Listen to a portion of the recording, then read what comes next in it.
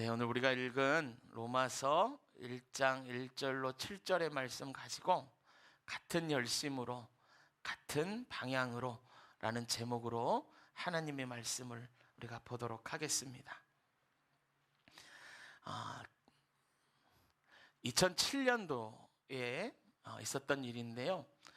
2007년은 한국교회에 굉장히 중요한 해였죠. 왜냐하면 1907년 평양 대붕으로부터 100주년이 되는 해였기 때문에 그렇습니다. 이런 이유로 2007년도를 즈음해서 6년도, 7년도에 행사들이 참 많았어요. 그 중에 어게인 1907이라는 집회가 있었습니다. 이 집회는 이렇게 제목을 들어서 아시는 바와 같이 평양 대붕을 기념하는 집회입니다. 이 집회의 정신은 2007년에 있었던 평양 대붕 기념하는 것, 거기에 머물지 말고 다시 한번 부흥의 역사가 이 대한민국 전역에 흘러가게 하자, 이러한 그 정신을 가지고 모였죠. 특별히 이 집회에는 청년들이 굉장히 많이 모였었어요. 그래서 같은 마음과 뜻을 가진 사람들이 각자 도시에서 모여서 예배하고, 정한 날이 되면 그 사람들이 다 함께 한 곳에 모여서 하나님을 예배하기로 계획하고 그대로 이제 진행을 했습니다. 2006년부터 시작해서 7년도까지 서울, 대전, 대구, 부산, 천안 등등 많은 도시에서 집회들이 열렸습니다. 집회마다 참 많은 청년들이 모였고요. 많은 역사들이 있었어요. 제가 당시에 사역하던 보령에서도 이 집회를 했습니다. 보령은 청소년 사역을 하던 리더들이 중심이 돼서 집회를 했는데, 저는 당시에 2부의 예배 인도를 했었고 무대 연출을 했었어요. 큰 도시에만 하다가 이 중소도시에서는 처음으로 한 것인데요. 이때도 1000여 명이 넘는 청년들이 이렇게 실내체육관을 빌렸었는데 모여서 하나님을 뜨겁게 예배하고, 그때 당시에도 참 하나님께 귀한 예배를 올려드렸던 기억이 납니다. 당시에 어게인 1907 집회를 하면 어디서든지 빼놓지 않고 하는 기도가 있었어요. 그거는 한국교회의 부흥과 북한의 회복에 대한, 통일에 대한 기도였습니다. 그래서 이 한국교회의 부흥 그리고 북한의 회복, 이 두 가지는 어게인 1907의 큰 틀이었고요, 집회의 정신이었어요. 그래서 모든 사람들이 모여서 북한을 위해서 기도하고 한국교회를 위해서 기도하고, 그것도 이제 그 당시에 청년들이 몇천 명씩 모여서 그렇게 하나님을 예배했었죠. 그리고 각 도시에서의 집회를 마치고 이제 마지막 하이라이트라고 할 수 있는 전국에 있는 모든 청년들이 다 모여서 한 곳에서 예배하는 그때가 되었어요.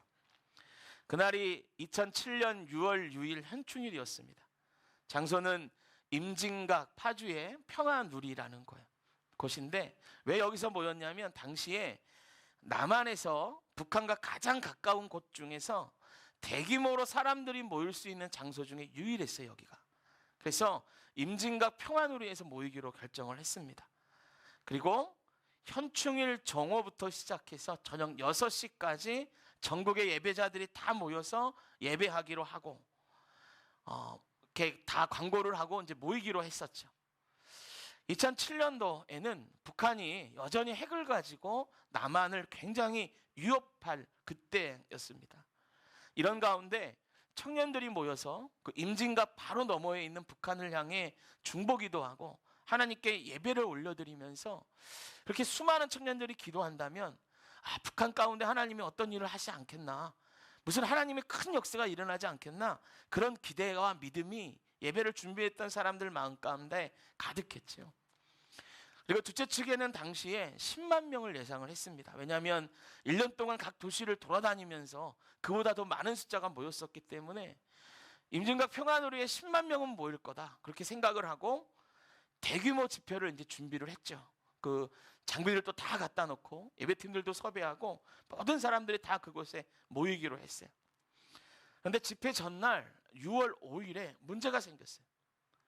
지금도 그런지 모르겠지만 2007년도 당시에는 임진각을 가려면요, 자기 차를 운전해서 가든지, 파주나 이 가까이 사는 사람은 상관없지만 서울이나 이런 경기도권 지방에서 올라오려면 자기 차를 몰고 가든지 경의선 철도를 타고 끝까지 가야 임진각에 도착할 수 있었어요. 그러니까 모이는 사람이 대부분 청년이니까 차는 없었을 거 아니에요. 그러니까 다 서울에 와서 임진각 가는 경의선 열차를 타고 그 임진각까지 가야 되는 거죠. 근데 6월 5일 날 밤에 집중호우가 내린 거예요. 경의선 철도가 끊어져 버렸어요. 빗물로 다 유실되고 없어져 버렸어요. 집회 바로 전날 여러분 이런 일이 막 생긴 거예요. 난리가 났었죠. 이거 어떻게 하냐. 10만 명이 타고 올 교통수단이 없어진 거예요. 비상 상황이었어요. 그래서 어떻게 했냐면 집회본부에서 지역별로 관광버스를 대절하고요. 작은 도시는 서울까지 와서 약속된 장소에서 관광버스를 타고 임진각까지 오기로 다 이제 약속을 했어요. 그래도 10만 명을 운송하기에는 턱없이 부족했고, 그리고 그 예산도 너무 부족한 상황이었죠. 저도 부랴부랴 그 이제 메시지를 받고 서울역으로 가서 약속된 장소에서 본부에서 마련한 그 차를 타고 임진각으로 갔어요. 가서 보니까 여러분 10만 명을 예상했는데 한 3천 명 정도 모인 것 같아요. 여러분 3천 명도 여러분 절대로 적은 숫자 아닙니다. 그런데 10만 명을 예상했던 터라서 좀 집회가 초라해 보였어요. 그렇게 집회가 좀 시작되어졌는데 하나님이 그 집회 가운데 참 많은 것을 부어주셨고 은혜가 넘치게 해주셨어요. 거기 모인 사람이 10만 명은 아니었지만 정말 10만 명처럼 북한을 위해서 기도했습니다.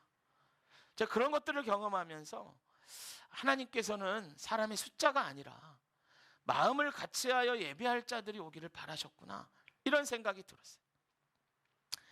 이 집회가 언론 3사에게도 굉장한 관심이 있었어요. 그래서 그 뭐 KBS, MBC, SBS 다 와가지고 그 집회를 촬영하고 갔습니다.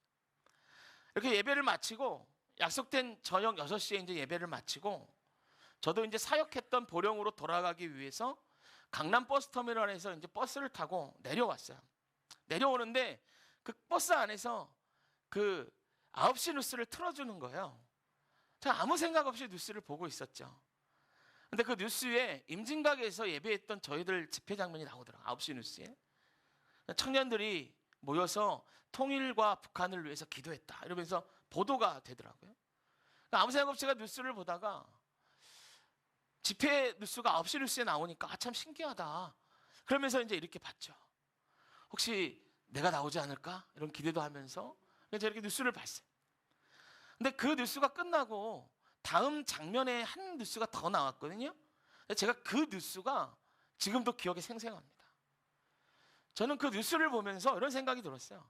그러니까 그 집회 뉴스 끝나고요. 그 다음에 나온 뉴스를 말씀드리는 거예요. 제가 그거 보고 나서 하나님이 왜 내게 이런 장면을 보게 하셨을까? 제가 시골로 내려오는 내내 그 생각을 했어요. 그리고 혹시 하나님이 이거 보게 하시려고 날 임진각까지 부르시지 않았나, 이런 생각도 들었어요. 여러분 아마도 제가 지방에 있었다면 그 뉴스 볼 수 없었을 거예요.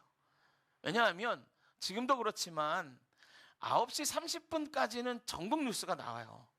그리고 30분이 지나고 나면 각 지방 방송국에서 만든 뉴스가 나온단 말이에요. 그러니까 제가 사역하던 곳에 있었다면 30분 이후에 나온 뉴스니까 아마 대전 방송국에서 만든 뉴스가 나왔을 거예요. 그러니까 제가 서울권에 있었으니까 30분 이후에 나온 그 뉴스를 본 거예요.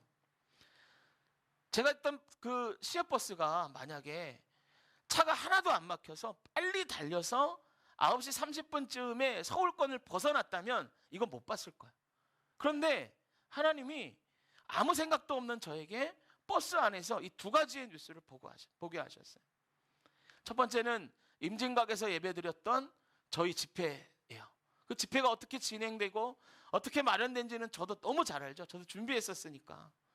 그리고 두 번째 바로 나온 뉴스가 이겁니다. 같은 날 6월 6일 날 2시부터 4시까지 재향 군인회와 기독교계가 주최한 북한 핵 폐기와 국가 안보를 위한 범국민 대회가 시청 앞 광장에서 있었던 거예요. 그 집회는 북한이 왜 핵을 가지고 있냐 이러면서 집회 형식 자체가 데모하는 식으로 이렇게 치러졌어요. 시간이 지나면서 생각해 보면 그게 지금 나오는 그 태극기 집회의 시초가 아니었나 그런 생각도 들어요. 그러니까 한쪽에서는 하나님의 궁유를 구하면서 북한이 회복될 것을 청년들이 모여서 기도하고 예배하고 있었고, 한쪽에서는 아니 북한 저게 뭔데 핵을 가지고 있냐, 한국 정부 너네는 뭐 하고 있냐 이러면서 기독교인들이 모여서 데모를 하고 있었던 거예요. 똑같은 하나님을 믿는 사람들인데 같은 날 같은 시각에 전혀 다른 성격의 두 집회로 모이고 있었더라는 거예요. 저는 같은 시간에 다른 곳에서 이런 집회를 하는지 전혀 몰랐어요. 저는 이 연달아 뉴스에서 두 소식을 보여주면서 믿지 않는 자들이 마치 이렇게 말하는 것 같았습니다. 같은 기독교지만, 같은 하나님을 섬긴다고 하는 사람들이지만 기독교인의 모습이 이렇게 다르다, 마치 그렇게 얘기하는 것 같았어요. 그래서 그 뉴스를 보면서 이렇게 내려오는데 기분이 묘했어요. 같은 북한이라는 대상에 대해서 같은 기독교인들이 전혀 다른 생각을 가지고 어떤 일을 행하는 그런 일들이 제가 이거를 동시에 생중계되듯이 보게 되었던 거죠. 그래서 제가 내려오는 차 내내 하나님이 왜 이걸 보게 하셨을까 깊이 묵상하면서 내려왔던 적이 있어요. 여러분 한번 생각해 보세요. 각 사람들 각각의마다 시각이라는 게 있어요. 생각하는 바가 있습니다. 그래서 어떤 사람들은 하나님을 사랑하는 방법의 표현으로 태극기를 들고 시청 앞으로 나가기도 하는 거야. 또 어떤 사람은 자신이 옳다고 생각하는 바에 따라 경의선이 끊어졌는데도 임진각으로 달려가는 거야. 두 집회를 여러분 청년의 시각으로 보면 기도와 예배를 해야지 저렇게 데모하면 되나 기독교인들이, 그렇게 생각할 수도 있어요. 그런데 태극기를 들고 모인 사람들도요 똑같은 시각으로 임진각에 모인 청년들을 이렇게 말할 수 있더라는 거예요. 기도하는 것도 중요해, 예배하는 것도 중요해, 그런데 행동도 해야지. 그러면서 임진각에 모여있는 청년들의 집회를 비판할 수도 있을 거죠. 그러면 이게 누가 맞고 틀리냔 말이에요. 누가 맞고 틀리냐. 저는 2007년도 그 시절에는 옳고 그름이 정확했어요. 뭐 예배 드려야지, 기도해야지. 기독교인들이 말이야 그 태극기를 들고 데모를 하고 세상 사람들 앞에 그런 모습으로 나가는 게 되나? 그 모습이 정당한가? 2007년도 그 당시에 저한테 옳고 그름은 정확했어요. 근데 시간이 지나면서 이런 생각이 들어요. 행동은 달랐지만 저분들의 마음의 동기와 생각도 나와 같지는 않았을까? 저분들도 하나님을 사랑하는 마음으로 저기 나온 분들이 있지는 않을까? 그렇다면 저분들에 대해서 누가 다 그러다, 다 잘못됐다 이렇게 말할 수가 있을까? 시간이 지나면서 제가 그때 버스 안에서 봤던 장면을 생각하면 명확했던 옳고 그름이 점점 희미해지는 거예요. 그리고 제가 로마서를 준비하면서 이 1절부터 7절까지를 묵상하며 그 생각이 또 떠올랐는데요, 지금은 이런 생각이 들어요. 어떻게 하면 우리 믿는 사람들이 각자 시각과 생각이 다르다 할지라도 하나님 안에서 같은 방향으로 같은 열정으로 하나님을 섬기며 나아갈 수 있을까? 어떻게 하면 이런 극과 극의 태도를 버리고 한 마음 한 행동으로 하나님 기쁘게 하시는 대로 달려갈 수 있을까? 이런 생각을 좀 가지게 되었어요.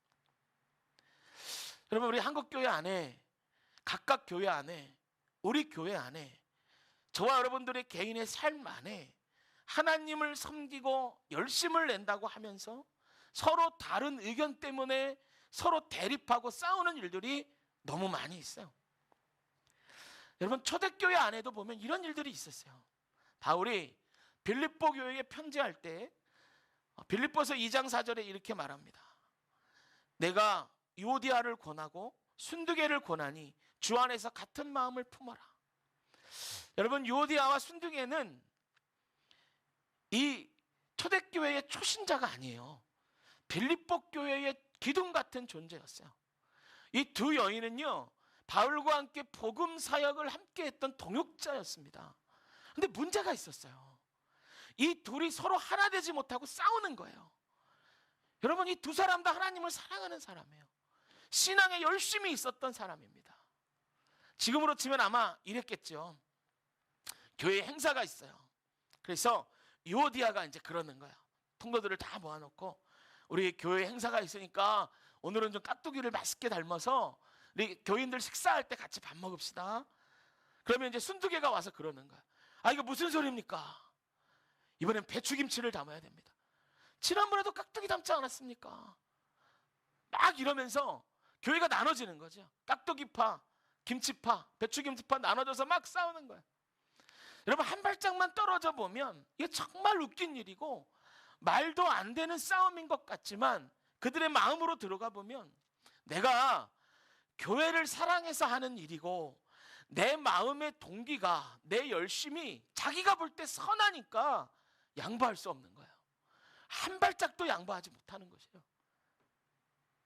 여러분, 이런 모습이 교회에 얼마나 큰 문제가 되고 시험거리가 됐던지 바울이 빌립보 교회에 편지하면서 이 두 사람의 이름을 거론하며 한 마음을 품어주세요 라고 말하는 그런 정도가 됐어요. 지금으로 치면 이런 거죠. 아이고, 권사님들 그만 좀 싸우세요 제발. 이런 걸 편지로까지 보냈다고요. 여러분, 예수를 믿는 우리는 열심히 믿어야 돼요. 할렐루야. 우리는 예수 믿을 때 열심히 있어야 돼요. 분명합니다. 근데 더 중요한 게 뭐냐? 열심히요, 어느 방향을 향한 열심인가? 이 열심의 방향을 아는 게 더 중요해요. 여러분, 로마서를 쓴 바울은 한 번도 하나님을 사랑하지 않은 적이 없었어요. 그 바울이 다메섹에서 예수님을 만나기 전에 그때도 그는 하나님을 사랑했거든요. 근데 무슨 일을 했는 줄 아십니까? 당대의 가장 유명한 율법 선생님에게 율법을 배우고 율법에 흠이 없다고 말할 정도로 사람들이 와, 바울은 대단한 사람이야 라고 말할 정도로 하나님을 사랑했던 그 바울, 그가 다메섹에서 예수님 만나기 전에 했던 일이 뭐냐? 예수 믿는 유대인들 잡아 죽이는 일을 했어요. 바울이 나쁜 사람이라서, 하나님을 몰라서 이런 일을 한 게 아니에요. 누구보다도 하나님을 사랑했어요. 율법에 열심이 있었어요. 그가 하나님을 사랑하는 열심, 그 방법이 뭐였냐? 예수 믿는 사람 다 잡아 죽이는 것이었단 말이죠. 그래서 여러분, 그런 겁니다. 열심히 방향을 잃으면 하나님을 위해서 한다고 말하지만 전혀 다른 모습으로 나가는 거예요. 그리고 시간이 지나면 싸움이 되고요, 교회 전체가 열심히 방향이 잃으면, 교회 전체의 열심히 방향을 잃으면 집단 이기주의자가 돼가지고요, 세상에서 손가락질해도 자기들은 몰라. 그냥 자기들의 이익이 최고야. 그렇게 되는 거예요. 그래서 우리는 열심의 방향을 늘 점검해야 되고, 어떻게 하면 우리가 올바른 열심의 방향으로 하나님을 섬길 수 있는가를 늘 기억하고 자기 자신을 바라봐야 되는 거예요. 그럼 어떻게 하면 열심의 방향을 점검하고 같은 열심으로 같은 방향으로 나아갈 수 있는가? 지난 시간에 우리는 바울이 자신을 종이라 소개한 이유라는 제목으로 하나님의 말씀을 보았어요. 그래서 아무도 종되려 하지 않던 세상과 교회 안에 종이 되어 섬기는 바울로 인하여 그들 또한 우리도 종이 되어 하는구나라는 걸 깨닫게 했다라는 걸 알게 되었고, 우리도 종이 되어 섬기는 사람이 되어야 함을 지난주 설교 말씀을 통하여 알게 되었습니다. 그런데 거기까지만 알면 안 되죠.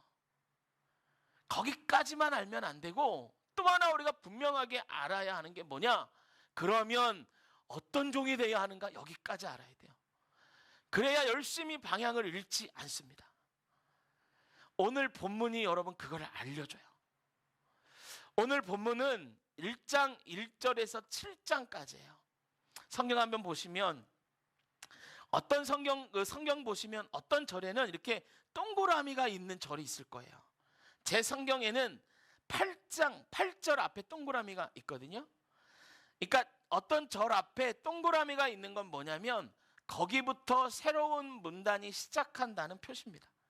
그러니까요, 이 로마서 1장 1절부터 7절까지가 한 문단, 이게 인사하는 부분이거든요. 그리고 8절부터 시작해서 또 동그라미가 있는 데까지 쭉 보시면 17절까지가 한 문단, 이렇게 되는 거예요. 이 문단이 나눠진 거예요. 그러니까 1장 1절부터 7절까지가 한 문단입니다.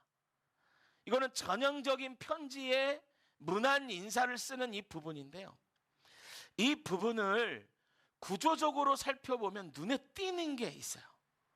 여러분, 성경을 보는 건 여러 가지 방법이 있는데 그 방법들이 다 뭐냐면 어떻게 하면 성경이 주는 메시지를 더 정확하게 알 수 있을까를 생각해서 여러 방법으로 성경을 보는 거예요. 그중에 구조를 보는 방법이 있어요. 제가 이 1절부터 7절을 구조적으로 분석할 때 한 가지가 눈에 띄는데 그게 뭐냐면 유대인의 글쓰기 중에서 널리 쓰이는 문학적인 방법입니다. 이 구절을 볼 때 1절과 7절에 공통적으로 반복되는 단어가 나와요. 여러분, 한번 1절과 7절 한번 보세요. 1절 눈으로 한번 보세요. 제가 한번 읽을게요. 예수 그리스도의 종 바울은 사도로 부르심을 받아 하나님의 복음을 위하여 택정함을 입었으니. 자, 이 문단의 끝 7절입니다. 자, 이 문단의 끝 7절이에요. 로마에서 하나님의 사랑을 받고 성도로 부르심을 받은 모든 자에게 하나님 우리 아버지와 주 예수 그리스도로부터 은혜와 평강이 있기를 원하노라. 이거는 전형적인 인사말을 마무리하는 멘트인데요. 이 두 절을 비교해 보면 동일하게 반복되는 게 있어요. 그게 뭐냐면 예수 그리스도의 종 바울은 하고 사도로 부르심을 받아. 또 7절에 보면 성도로 부르심을 받은 모든 자에게. 그러니까 이 부르심을 받았다는 것이 1절과 7절에 반복되어 나오는 거예요. 처음과 끝에 반복되는 공통적인 내용이 있는 거예요. 그래서 이거를 좀 어려운 말로 처음과 마지막에 공통된 말이 나온다고 해서 수미상관이라고 불러요. 그리고 영어로는 inclusive라고 합니다. 여러분, 이 글쓰기의 방법에 수미상관을 쓰는 이유는 분명해요. 목적이 있어요. 그건 뭐냐면 가장 중요한 말을 처음과 마지막에 해요. 그러고 나서 가운데는 그 처음과 마지막을 설명하기 위해서 집어넣는 거예요. 그러니까 이 문단에서 인클루지어, 수미상관이 쓰인 이유는, 이것은 어떤 이유냐면 정말 하고 싶은 말이 1절과 7절에 있다는 거예요. 그걸 강조하는 거예요. 그래서 이걸 통하여 이 분석해 보면 이렇게 됩니다. 바울이 첫 문단에서 하고 싶은 말은 이런 거예요. 그것은 우리가 성도로 사도로 부름받은 우리 모두는 다 예수 그리스도의 종입니다. 이 얘기를 하고 싶었던 거예요. 종으로 살아가야 합니다 라고 이야기를 하는 거예요.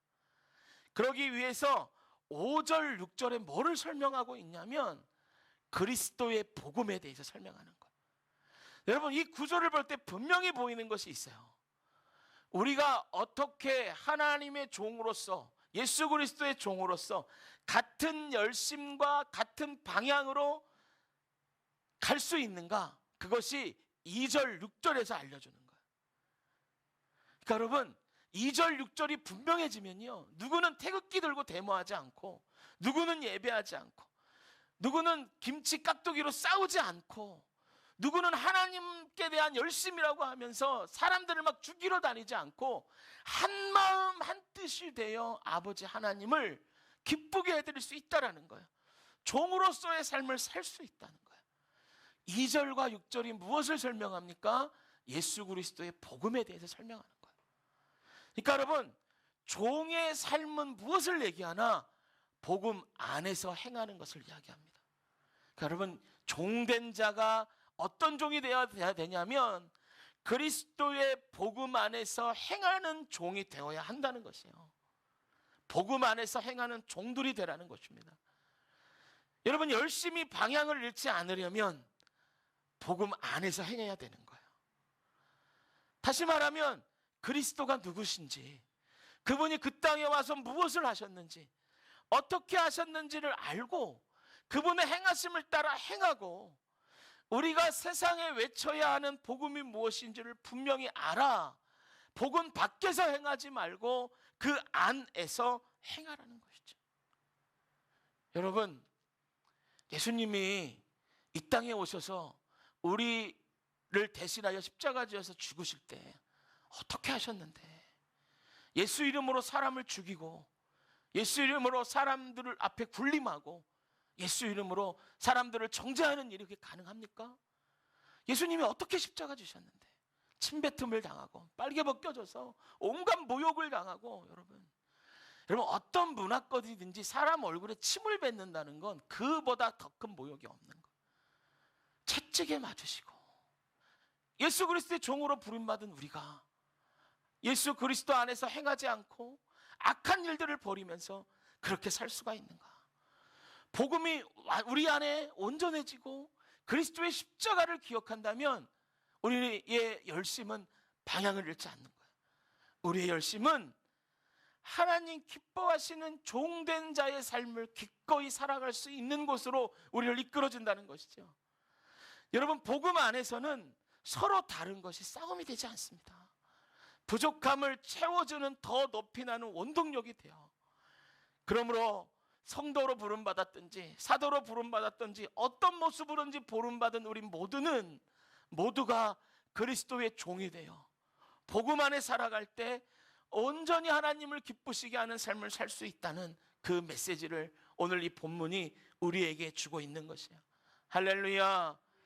여러분, 예수 믿는 거에 대해서 헷갈리지 마세요. 예수 믿는 거에 대해서 착각하지 마십시오.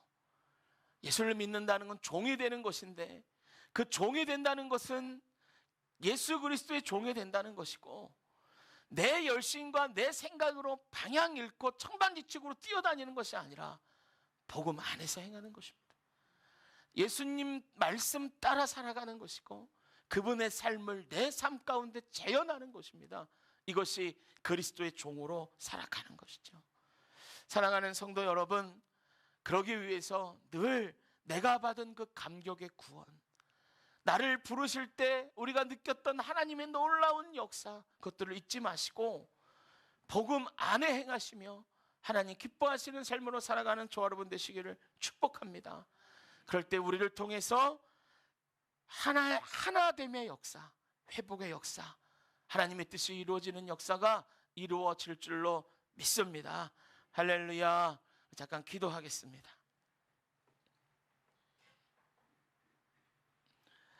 하나님 감사합니다. 오늘 또 우리에게 말씀 주시고 우리가 이 세상 살아갈 때 어떤 모습으로 살아가려 하는지를 알려주시니 감사합니다. 하나님을 사랑하고 열심으로 아버지의 일을 한다고 하지만 하나님과 상관없는 방향에서 일하고 열심히 방향을 잃어 상처 주고 어렵게 하며 열심히 방향을 잃어 나중에는 어디로 갈지 몰라 헤매이는 우리들의 모습을 하나님 불쌍히 여겨주시고 용서하여 주옵소서. 하나님, 우리가 복음 안에 행하는 자들이 될 수 있도록 주님 도와주옵소서. 세상의 악한 것들이 우리를 주장하지 못하게 하시고 나의 열심이 같은 방향으로 복음 안에서 행해져서 하나님 기뻐하시는 인생으로 살아갈 수 있도록 주님 도와주시옵소서. 이제는